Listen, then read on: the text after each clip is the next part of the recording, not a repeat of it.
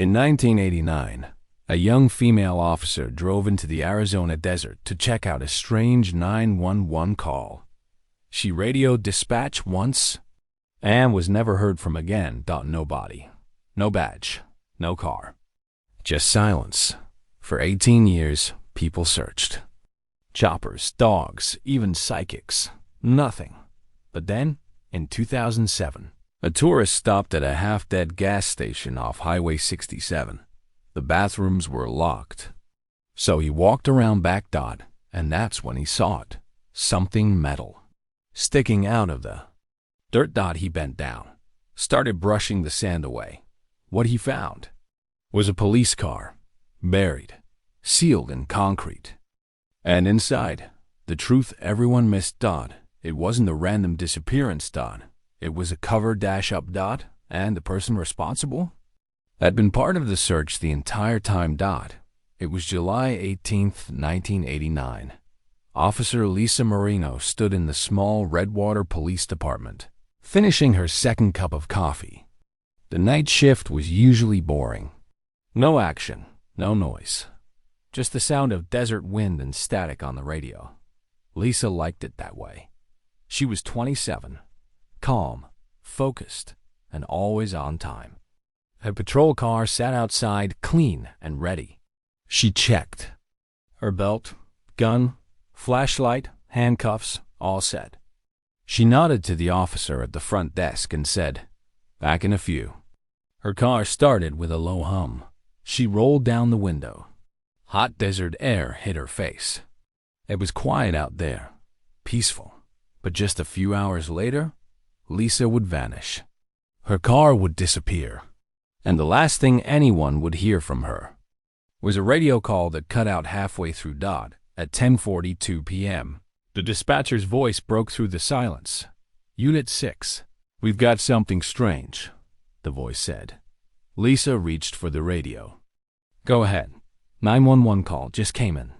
Man says he heard a woman screaming near Old Mill Road, out past the ridge, about a mile from the abandoned mine." Lisa frowned. That area hadn't been used in years. It was mostly dry land, with broken fencing and cactus. Nothing out there. "Call her name?" she asked. "No name. Hung up right after the scream. Couldn't trace it." Lisa paused. "Any other units nearby?" she asked. "Negative. You're closest."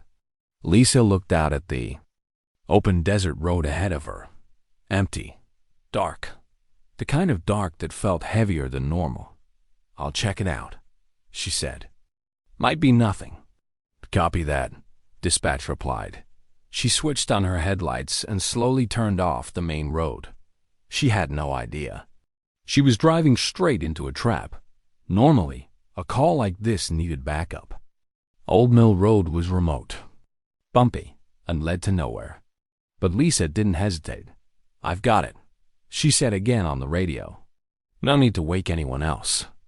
She marked her location in the log, then clicked off the mic. Her tires crunched over loose gravel as she drove deeper into the desert. Her dashboard lights glowed. It was nearly 11 p.m. Lisa glanced down at her notes. Female scream. Near ridge, unconfirmed. She kept her eyes on the road. But there were no lights, no sounds, no cars. Just black sky and sand. She passed an old wooden sign. Old Mill RD. Dead end. Lisa didn't turn back. She kept going. She had handled worse before. She didn't know. Someone was watching. At 11:04 p.m., Lisa radioed in. "Dispatch, this is Unit 6. I'm approaching Old Mill now. No sign of activity." A long pause. Then she spoke again. "Wait, I see something. Lights? Maybe a reflection." Her voice suddenly broke off. Static. Double quotes. "Unit 6. Please repeat." Dispatch said. Nothing. "Unit 6, come in." Silence. They tried again and again. But no reply. Another officer was sent to her last known location, 20 minutes. Later. He found the dirt road. He found tire marks going in. But nothing came out. No car. No, Lisa thought it was like the desert had opened up and swallowed her whole. Dispatch kept calling her. Unit 6, do you copy? Nothing. Lisa, respond if you can hear us. Still nothing. After 3 failed calls, Officer Randall was dispatched to check on her. He drove fast, following the route Lisa had radioed earlier. He turned off onto Old Mill Road. The dirt kicked up behind his tires. He kept going. A mile in, he slowed down. No lights. No movement. Just open desert. He found tire tracks. 1. Set. Going in. They matched Lisa's car. But there were no tracks coming back out. Randall stepped out. He stood in silence. The wind blew dry sand across the ground, slowly erasing what was left of the tire marks. He walked half a mile on foot, calling her name. Lisa! No answer. No car. No radio. Nobody thought it was like she had been picked up and erased. The desert didn't speak. It never did. By sunrise, the full search began. Squads of officers combed the area. They brought out scent dogs, drones, and helicopters. Lisa's photo was handed out. Everyone knew her, and no one wanted to believe this was real. The search grid stretched for miles. But 10 miles in, everything stopped. There were no more tire tracks. No footprints. Not even her flashlight. It made no sense. If she had crashed, they would have found the wreck. If she had wandered off, dogs would have tracked her. But there was nothing. The desert looked untouched, like she had never been there at all. A senior officer whispered, "It's like the land swallowed her whole." People nodded. Because deep down, everyone was thinking the same thing.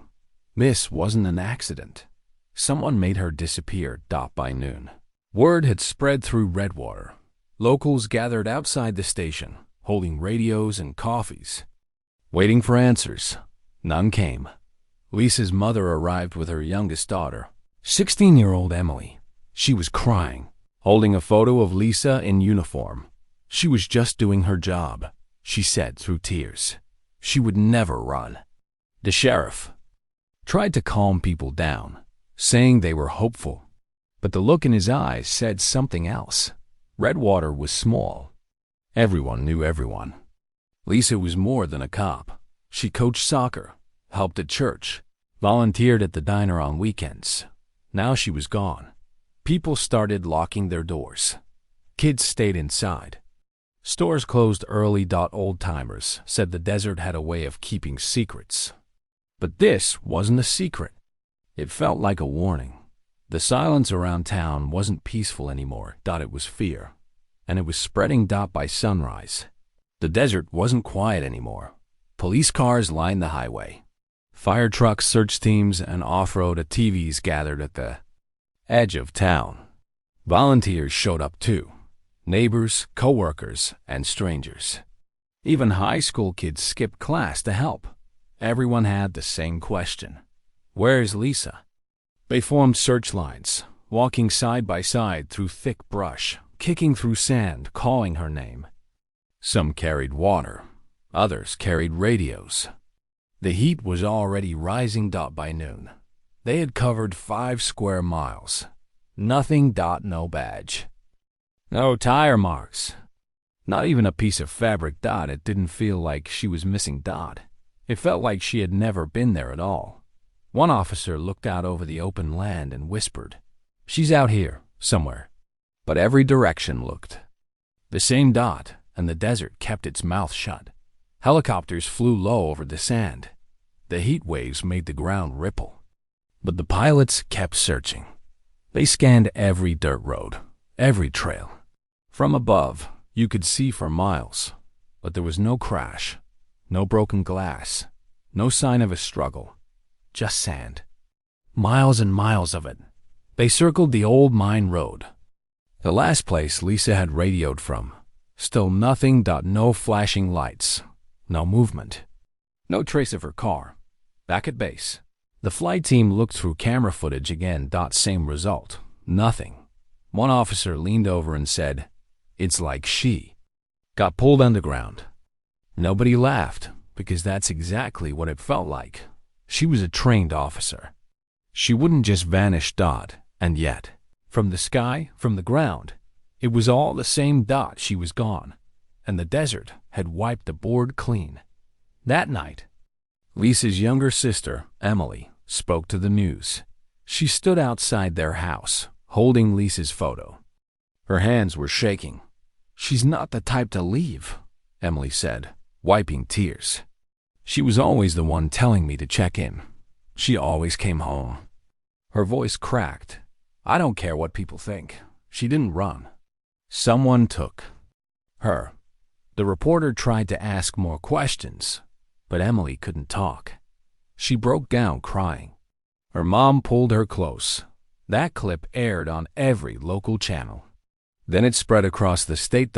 People shared it online. Hashtags started trending. Photos of Lisa in her uniform appeared on screens everywhere. "Bring Lisa home." That's what they called it. But views didn't bring answers, and every hour that passed made things worse. Because if she was out there, time was running out. 3 days in, the FBI took over. They brought special teams, advanced drones, and forensic units. They took Lisa's files, her radio logs, and even checked her bank accounts and phone records. Nothing strange. Then, one agent found something. Near the old mine road, half a mile off to the east, faint tire tracks. They were shallow, almost erased by wind, but they weren't from a regular car. These tracks were wider, heavier. They led into a dry, rocky wash, a place with no clear path forward. Then, they stopped. No more marks. No spinouts. No brake lines. Just rock. It didn't make sense. It was like a car had floated in, then disappeared. Agents marked the area and brought in ground teams. But by sundown, nothing else was found. No car. No Lisa. And no clue what made those tracks. The FBI team made another disturbing discovery. Lisa's service belt was found in her locker back at the station. Everything was there. Radio, baton, flashlight. Everything. Except her sidearm. Her service pistol was gone. She had taken it with her that night, just like protocol required. Officers never went on patrol without it.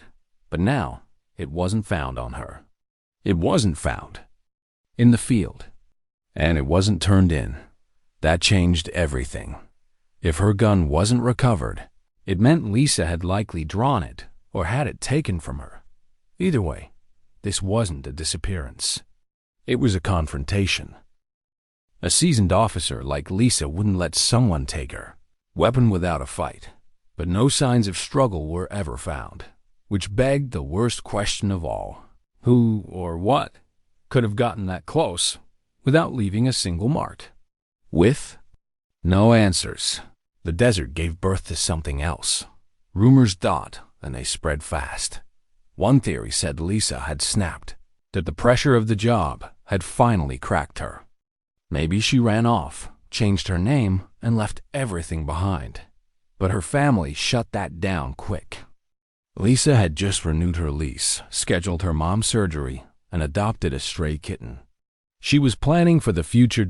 Another rumor said it was an inside job, that someone on the force had lured her out, erased the evidence, and made her vanish. Whispers got louder. People began pointing fingers. Tensions grew between officers and locals. Friends stopped trusting friends. And then came the stranger theories. One's harder to explain, but harder to ignore. People spoke about the desert being cursed. Others mentioned the Navajo skinwalker legends.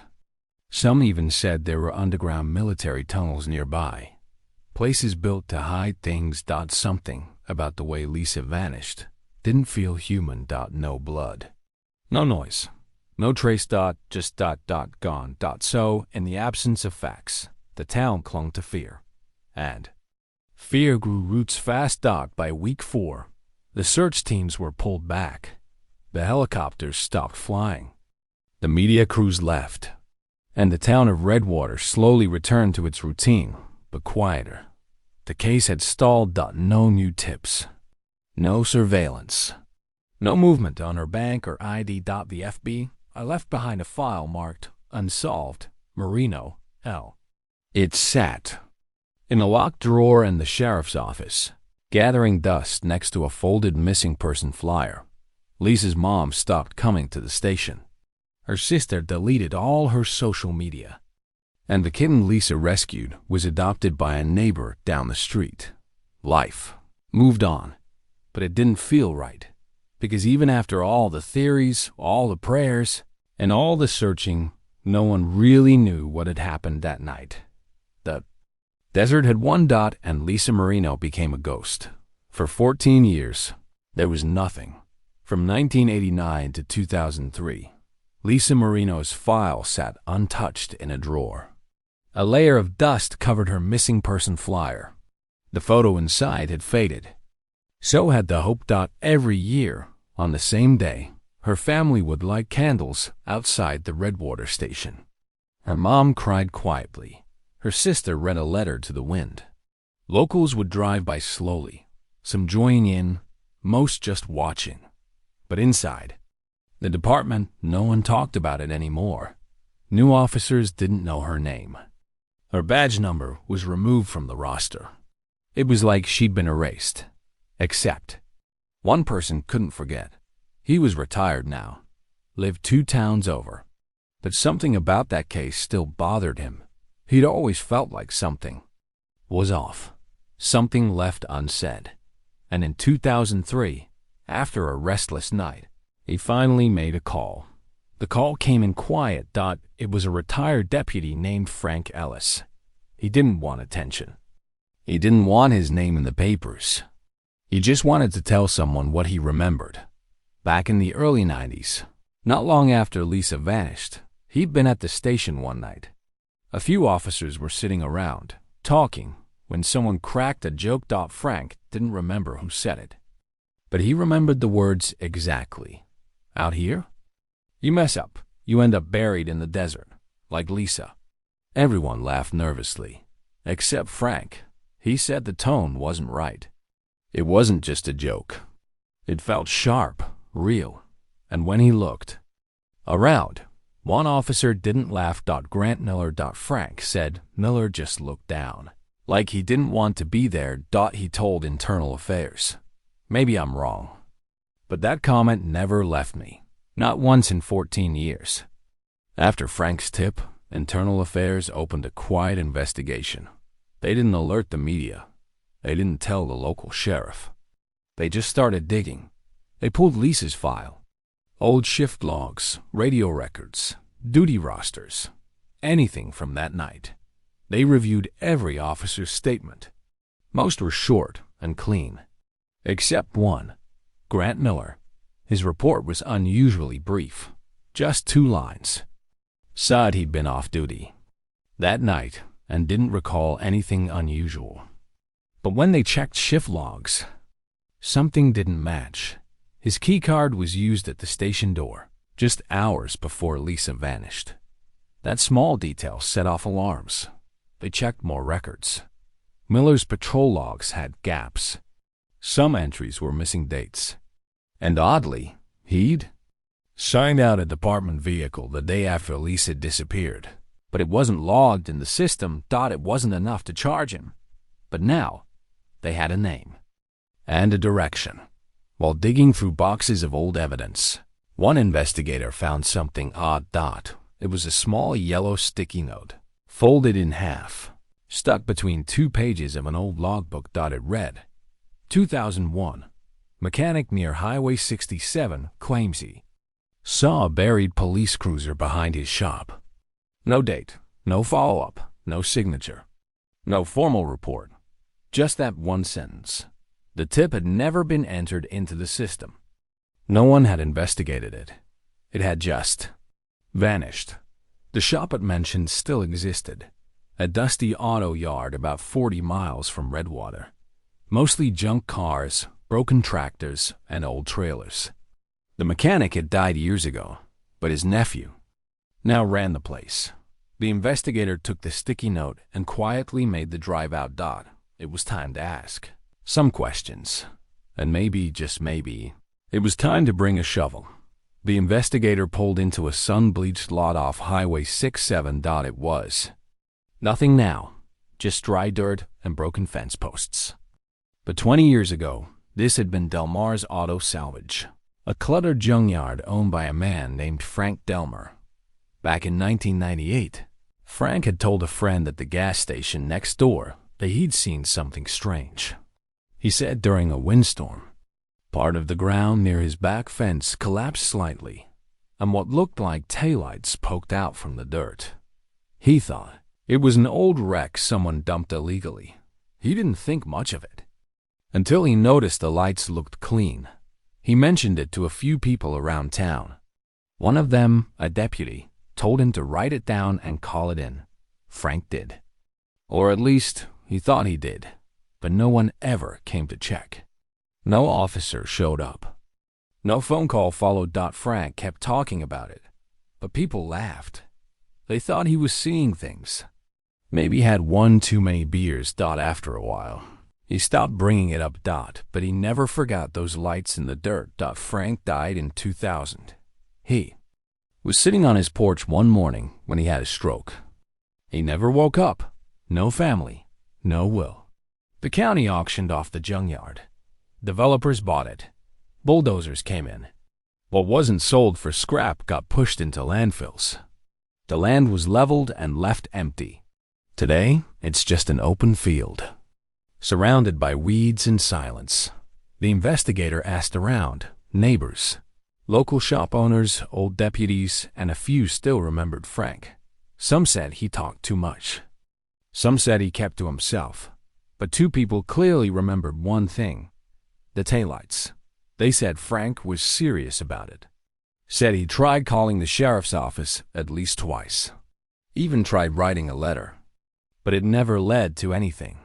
When the investigator checked the department's archives, nothing was logged. No entry, no case number. No record of Frank Delmar at all. It was like his warning never happened. One tip, the only one in 14 years. That might have led somewhere, buried just like the rest of it. Now, the one man who saw something was gone, but the clue he left behind was finally being taken seriously. Looking back now, it's painful how close they were. Frank saw something, and he said something, but no one listened. Not the department, not the deputies, not even the people in town. And because of that, Lisa stayed missing. Her case stayed cold. And the one place someone should have dug was bulldozed instead. The investigator stood in that empty field for a long time. He paced out the edges, checked old survey maps, and using satellite images from the late 90s, he pinpointed where the junk piles used to be. Then he called in ground radar. They scanned the area for days. It wasn't easy. Years of shifting dirt, erosion, and scrap metal made the signals messy. But then, something showed up. It was long, narrow, metallic, and buried deep. It wasn't a full match for a patrol car, but it was something. They brought in a team, marked the site, and began digging, and what they found would finally change everything. It's July 2007. The heat is brutal. David Kim, 32, is driving through the Arizona desert on a road trip. He's low on gas and really needs to use the bathroom. He spots a tiny gas station off Highway 67 and pulls. And the place looks half abandoned. Faded signs, dusty windows, no other cars around. David walks inside. The air smells like motor oil and old candy. He finds the clerk behind the counter. "Hey, is there a restroom I can use?" he asks. The man doesn't even look up. "It's out of order," he mumbles. David sighs. He doesn't want to keep driving in this heat. "Where can I go?" The clerk points lazily toward the back of the building. "Out there somewhere," he says. "Just don't make a mess." David nods, annoyed, and steps outside. That decision will change everything. Behind the gas station, it's quiet. Just wind, a few bushes, and hard-packed dirt. David walks behind a stack of old crates, looking for some privacy. He steps into a patch of dry, cracked soil. Then, his foot catches on something. He stumbles and drops to one knee. "What the hell?" he mutters, brushing the dust from his hands. That's when he sees it. Something is sticking out of the ground. Small, square, and metal. He leans closer. It's not a rock. It's not junk. It's man-made. David pulls at it gently, but it doesn't move. He wipes more dirt away. His fingers trace an edge. The object is thin, flat, and bolted to something larger buried underneath. His heart starts pounding. He digs faster, using both hands now. A corner shines through. It's old, rusted, but there's definitely writing on it. He leans closer and freezes. David squints at the metal. It's a license plate. Cracked, rusted, faded, but still readable. It says, Arizona GOV use ONLY. His stomach drops. Government use?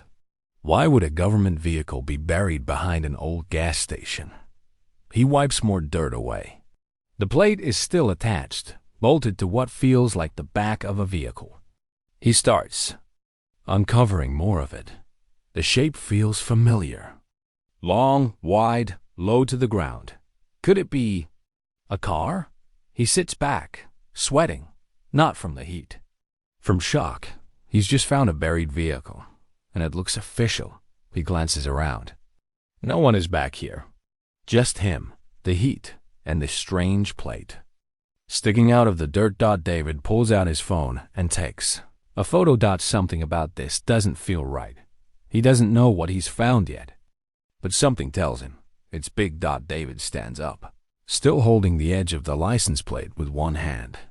With the other, he dials 911. The operator answers. 911. What's your emergency? David's voice shakes. Hi. I think I just found something weird behind a gas station. Like a buried car. Silence. Where exactly are you? The operator asks. He gives the address. It's just off Highway 67, near mile marker 214. I came out back because the bathroom was broken and... He trails off, looks at the metal. Again.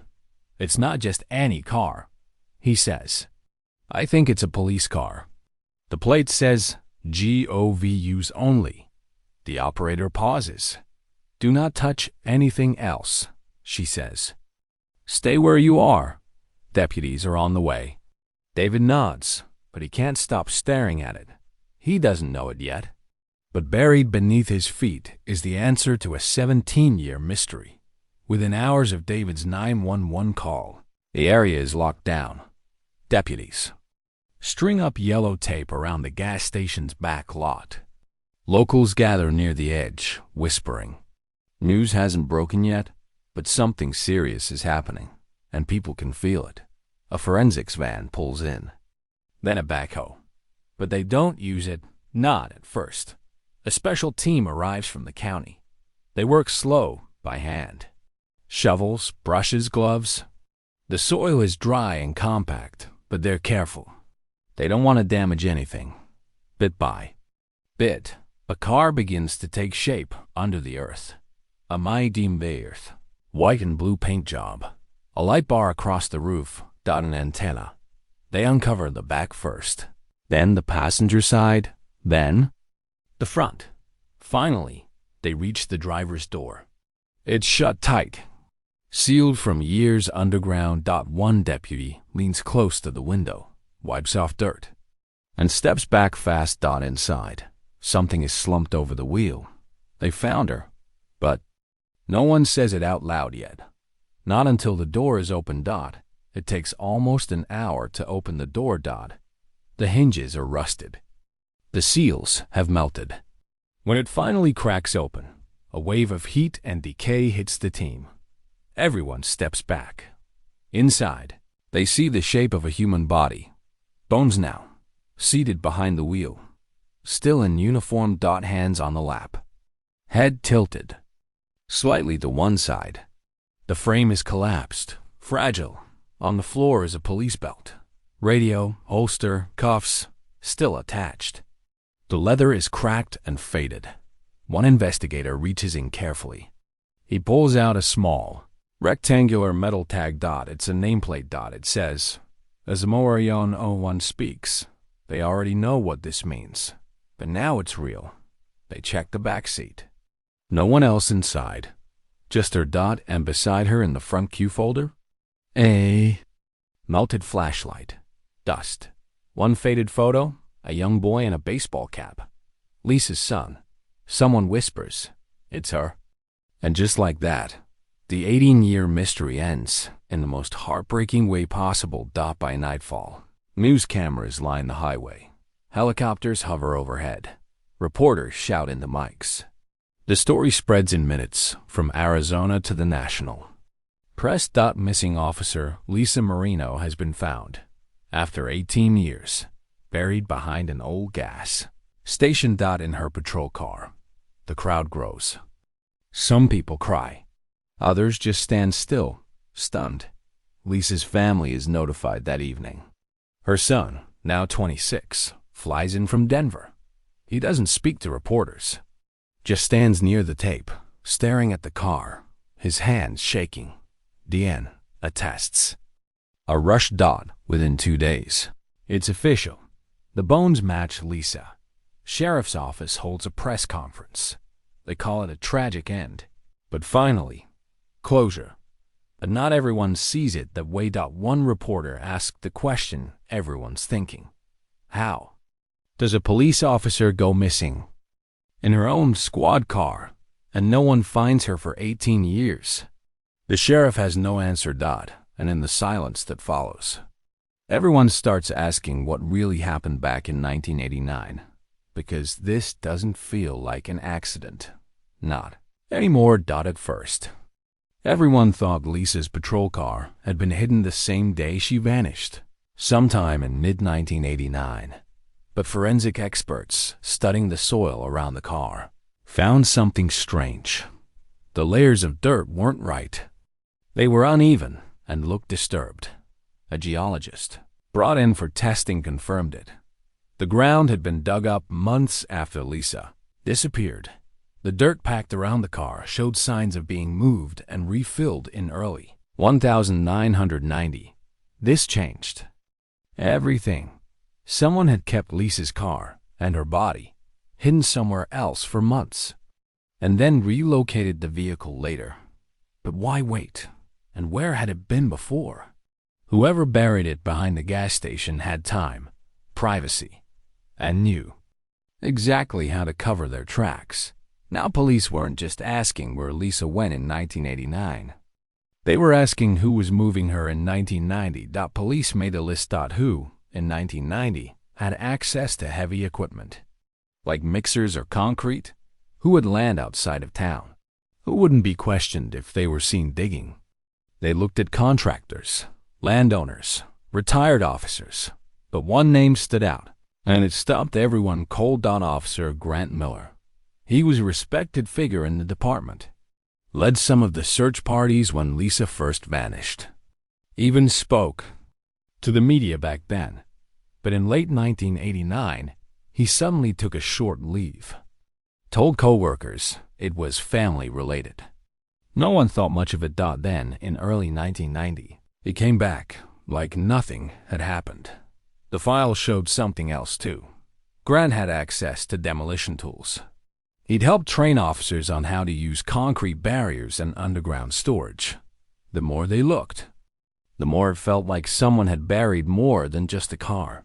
A young analyst digging through public property records finds something no one expected. In May 1990, just weeks after forensics say the car was buried, the gas station was sold. The buyer listed under a company name, but dig a little deeper, and the company is traced back to one person, Officer Grant Miller. He bought the station under a fake business name, one that had no real address and no actual operations. Grant never told anyone on the force that he owned property out there. Not his boss, not even the other officers he worked with every day. And this wasn't just any property. It was the exact spot where Lisa's car had been found. 18 years later. In 1990, Grant quietly poured new concrete out back. Records showed he claimed it was for storage upgrades.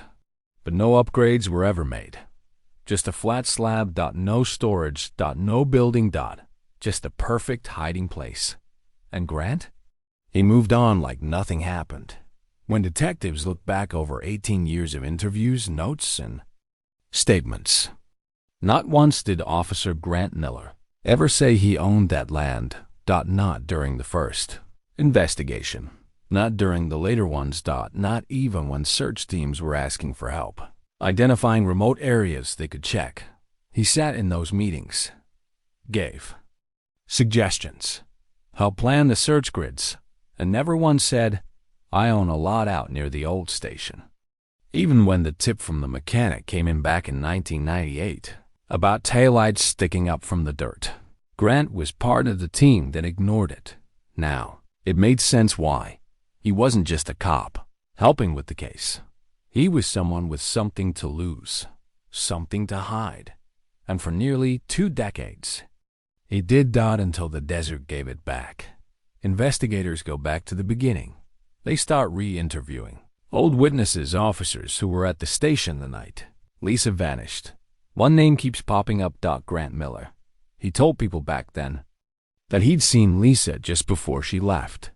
He said they talked near the vending machines. She was heading out to patrol the east sector.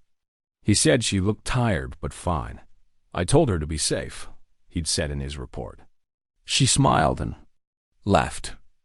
At the time, no one thought twice about it. But now, with her body found buried on land he secretly owned, that statement hits different. Miller was the last confirmed person to see Lisa Marino alive. And now, he was the center of the case, not as a witness. As the main suspect. And maybe the only person who ever knew what really happened that night.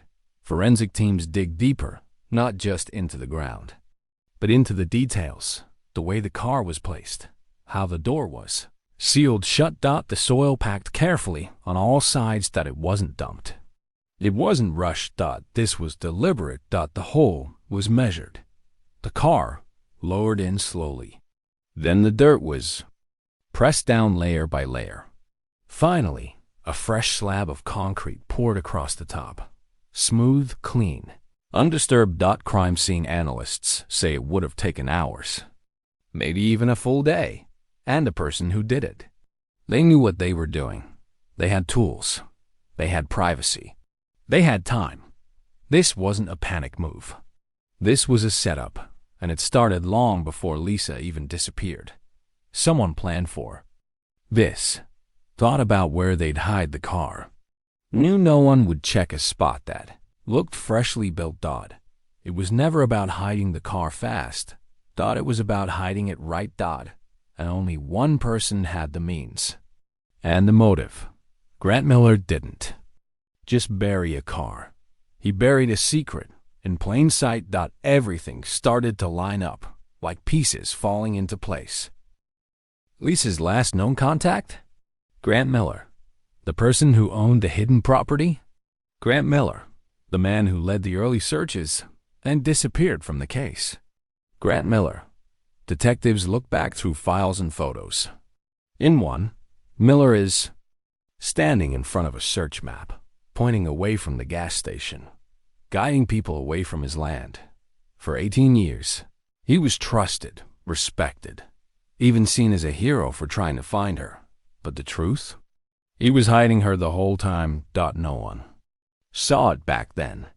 No one thought to ask why he suddenly left the force in 1991, or why he sold the land just 2 years later and vanished from town. Now, the case wasn't just about finding Lisa. It was about catching her killer. And every clue pointed to one man, not a stranger, not some drifter, but a fellow officer. Man who wore the same badge she did. The search for Lisa Marino was over.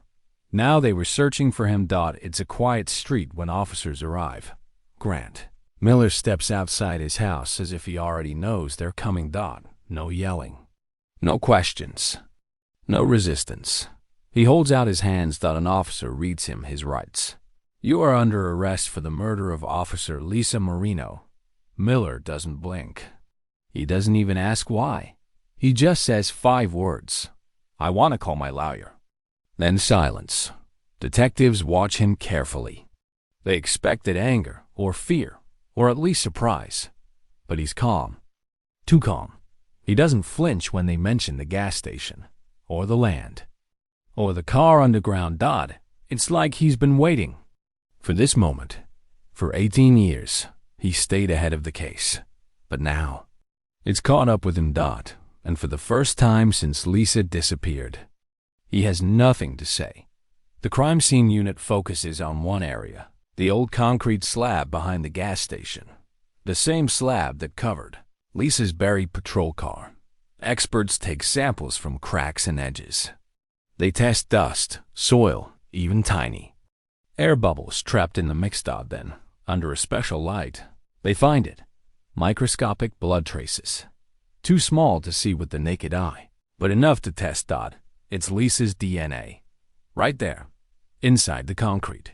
For 18 years, it sat unnoticed. Hidden in plain sight. Investigators believe the blood came from the night she was killed, possibly from a blow or a wound before her body was sealed inside the car. But the most chilling part? The concrete was poured after she died. That means someone knew she was dead and decided to hide the evidence permanently.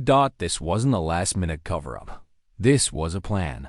A cold, methodical plan to bury a crime and hope time would erase it. But even after nearly 2 decades, the blood was still there. And now, so was the truth. Investigators returned to the patrol car. It's been pulled from the ground and placed in a secure forensics lab. The outside is covered in dirt and rust, but inside, it's still a time capsule. Crime techs scan every inch. Under the driver's seat, they find something strange. Faded stains. Almost invisible. But under chemical lights, the pattern becomes clear. Blood. The seat, the floorboard, even the pedals. It's all hers. Tests confirm it. Lisa died inside this car. The injuries were consistent with a struggle, a blow to the head. Possibly more. This wasn't an accident. This wasn't suicide. This was murder. And it happened inside her own patrol car. The very one she used every shift. The same car Grant Miller helped assign. Now, that car was the key. It had held the truth for 18 years. And finally, it was speaking. Detectives dig into Miller's past, deeper than ever before. And what they find shocks the whole department. During the years Miller served as an officer, several drug cases went sideways. Evidence missing, paperwork altered, thousands of dollars gone. It always looked like mistakes. But now, it looked like theft. Small amounts taken over time. Just enough to avoid suspicion. Until one person noticed. Lisa Marino. She had flagged 2 reports, both tied to Miller's cases. She'd written notes, quietly asked questions. She was digging into something and getting too close. Colleagues remember her acting nervous, staying late, making extra copies of her reports. Then, weeks later, she vanished. The theory now was simple and horrifying. Lisa had uncovered a dirty secret, and someone made sure she never exposed it. The evidence told the story, and that story led straight back to Miller.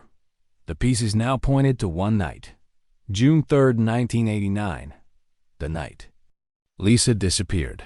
That evening, she stayed late at the station. Records showed she accessed the property room database again. She had already flagged strange numbers, gear listed as missing, weapons longed out but never returned, and the officer tied to all of it. Grant Miller. What happened next came from a witness, another officer who saw Lisa and Miller talking in the parking lot. The exchange looked tense. Then Lisa got in a car and drove off. Miller followed minutes later. That was the last time anyone saw Lisa alive. Police believe she confronted him face to face. She had the proof. She threatened to report him. And in that moment, something snapped. Miller didn't go home that night. His alibi fell apart. Phone records, gas receipts, a tire track from his truck, all matched the old gas station site. He chased her into the desert, and only one of them came back. For 2 weeks, Grant Miller stayed silent in his cell. No emotion, no reaction. But then, late one night, he asked to speak. The room was small. Just a detective, a recorder, and Miller. He didn't ask for a deal. He didn't ask for sympathy. He just said, "I didn't mean to kill her. I panicked." Lisa had threatened to expose him. He begged her not to. She wouldn't listen. He said she turned to leave, and he struck her hard. She hit the car, collapsed. He waited, but she didn't wake up. So he moved her body into her patrol car, drove it out to the station ruins, and buried it under concrete. "I thought that was it," he said. "I thought it was over." He stared at the floor. "I never thought they'd find her." But now they had, and he had no one left to lie to. The trial began 9 months later. A quiet courtroom in the same county where Lisa had once served. The gallery was full. Officers, reporters, locals, who remembered her face on missing posters. Grant Miller sat behind the defense table in a gray suit. No badge now. No honor left. The prosecution laid it all out. Theft, corruption, murder. The years of lies. Then Lisa's sister took the stand. She looked right at him and said, "You ate dinner at our house. You hugged my mom while we cried. You helped us hang flyers, knowing what you did." Miller never looked up. The verdict came fast. Guilty. Murder in the first degree. Sentenced to life without parole. He was let out in cuffs. Outside, the sun was bright. The same desert sky Lisa had driven under that night. But now, justice had finally caught up. After 18 long years, her story wasn't missing anymore. 18 years after she vanished, Lisa Marino finally came home. Her remains were placed inside a small wooden casket draped in the American flag. A long police escort followed as the car made its way through the streets of her hometown. People lined the sidewalks in silence. Store owners stepped outside. Kids held signs. Families stood hand in hand. No one cheered. No one clapped. They just stood there, watching the car that held the officer who once protected them. It passed the high school Lisa graduated from, the bakery she loved, the park where she used to jog. Behind the hearse, Lisa's family followed in black cars. Her mother sat in the front seat, holding a photo of Lisa in uniform. The entire town came out. Even the news crew stayed quiet. After almost 2 decades, Lisa Marino was no longer missing. She was home, and the town would never forget it. The funeral took place 3 days later. Rows of police cars lined the road. Officers came from 3 different states: California, Nevada, and Arizona. Lisa's casket was carried by 6 officers, all in dress blues. She was buried in her old uniform, the same one she wore the day she vanished. Her badge was pinned to her chest. Her service bell placed beside her as the casket was lowered. A bugler played taps. Then came the folded flag, carefully handed to Lisa's mother. She held it tight.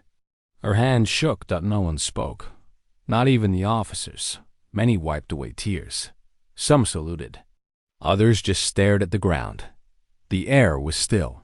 Even the wind felt like it had stopped. 18 years ago, Lisa had left for work and never came back. Now, she was laid to rest with full honors, the way a hero should be. One final call came over the police radio. Officer Lisa Marino. End of watch. June 3rd, 1989. The radio fell silent, and that silence said everything. At the memorial service, Lisa's younger sister stepped up to speak. She looked at the crowd, then straight into the cameras. She took a breath and said, "Lisa wasn't just a cop. She was my best friend. She loved her job. She believed in it. She believed in people." She paused, and someone left her out there. Like she didn't matter. Like she was trash. But she wasn't. She mattered. And now the world knows. Her voice cracked, but she kept going. She missed birthdays, weddings. She never got to be an aunt, or a wife, or a mom. Because someone made a choice. The church was silent. But today, we make a choice too. To remember her. To say her name. To never let her be forgotten again. People in the crowd were crying. Later that night, her speech aired on every major news channel. Clips spread across social media. Within hours, #JusticeForLisa was trending nationwide. What started as a quiet town's tragedy had now become the country's heartbreak. 2 weeks later, a bronze plaque was placed beside the gas station pump. It read, "In memory of Officer Lisa Marino, 1962 to 1989. Found here, never forgotten." Locals began to visit every day. Some brought flowers. Others left coins. A few placed handwritten notes. One little girl drew a picture of Lisa as a superhero and taped it to the pump. The gas station owner said he couldn't keep the place open anymore. "It doesn't feel right," he told reporters. "That ground belongs to her now." He locked the doors and never reopened. People still drive by to see the site. Sometimes they stop. Sometimes they just sit in their cars and stare. School buses rerouted so kids could pass the memorial on the way home. Police officers began saluting every time they drove by. That small patch of desert, once forgotten, had become sacred. The place where truth came out, where a missing officer was finally found, and where a town began to heal. Just days after Lisa's funeral, David Kim checked his mailbox in Los Angeles. There was a single envelope, handwritten. No return address. Inside was a short note. "Thank you for walking where no one else did. Maria Moreno."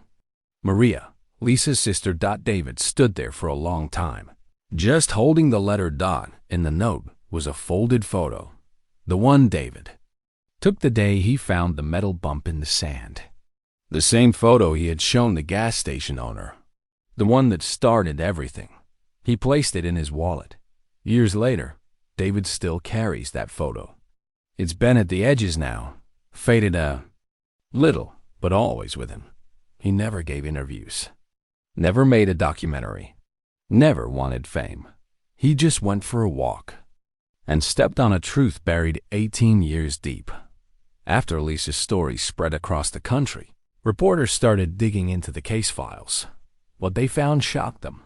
Over 50 tips had come in during the first 2 years of her disappearance. At least 14 of those tips mentioned something near or behind the gas station. One tip, dated 1992, read, "Saw what looked like an old cruiser frame behind Frank's old shop. Might be nothing, but looked buried." That tip was marked as no action needed. Another came from a teenage boy who had been riding his dirt bike through the area and noticed what he thought was the back of a police car sticking out of the ground. He said he told an officer at the time. There's no record of that report. Documents were missing. Follow-ups were never made. Some leads were dismissed without explanation. People wanted answers, not just about Lisa, but about the silence. That followed. The town's anger turned into movement. The mayor ordered a full internal investigation. The police chief issued a public apology. Lisa's mother was invited to speak at a state-level review hearing. In that meeting, she asked one question: how many other families are still waiting for someone to listen? That question sparked a change. A statewide initiative was passed to reevaluate unsolved cases over 10 years old. The department created a new division, Cold Case Response Team, Lisa's Law. This team's job? reopen old cases, follow missed leads, and hold people accountable. The first case they took on was from 1991. A missing college student, last seen driving into the desert. Officers wore Lisa's initials on their patches. Even school kids learned about Lisa's story. Not just the ending, but what went wrong in the middle. Lisa was gone. But her name was no longer silent. It had become a law. The desert didn't forget. Lisa Marino. It held her. Quietly. For 18 years. It kept her car buried beneath sand and concrete. It let winds cover the clues. It let time pass. But then, one step changed everything. A tourist. A photo. A patch of ground that looked different. The silence broke. Lisa wasn't forgotten. The desert had held her story, but it wasn't hiding her forever. The truth was just waiting for someone. To walk where no one else would. To see what others ignored. To ask one more question. Why here? Justice didn't come fast. It didn't come easy. But it came, because even in the quietest places, the middle of a forgotten highway, the edge of a dried-up gas station, beneath a sun that burns and wind that erases, the truth still echoes. You just have to listen. Lisa Marino never made it home that day in 1989, but she did come home in 2007. Not because of luck, because someone listened, and the desert finally answered.